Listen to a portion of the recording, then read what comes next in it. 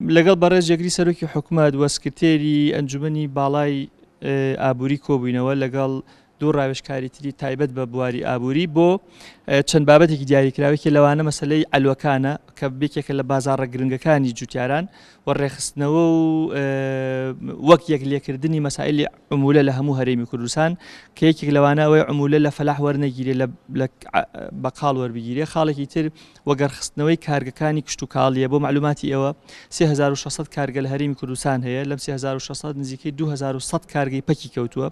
ئەم 2100 کارگەیە کەرتی تایبەت ئامادەی وەری بگرێ بیخاتەوە ئیش بە وەرگرتنەوەی ئەمە حکوومەت چەند قازانجێکە، یەکیان ئەوەی پارە ئەدا بە حکوومەت یا بە کرێ یا بە کڕین، یەکیانەوەی هەلی کار دروستەکە، خاڵێکی تریان ئەوەی ئەو عملە قورسانی کە ئەچێتە دەرەوە بۆ هێنانی ئەو بابەتانە بۆ نمونە دۆشاوی تەماتە ناڕاتە دەرەوە لە ناوخۆی خۆمان بەرهەمێنێ. خاڵێکی تریان ئەوەی جوتیارەکەمان ئەکەوێتە گەڕ بەداخەوە ئەمە نەکراوە. 2100 کارگە بکەوێتە ئیش 2120 کەسی ئیشی لێ بکات، نزیکەی 40000 هەلی کار دروستە بێ لەم هەرێمە.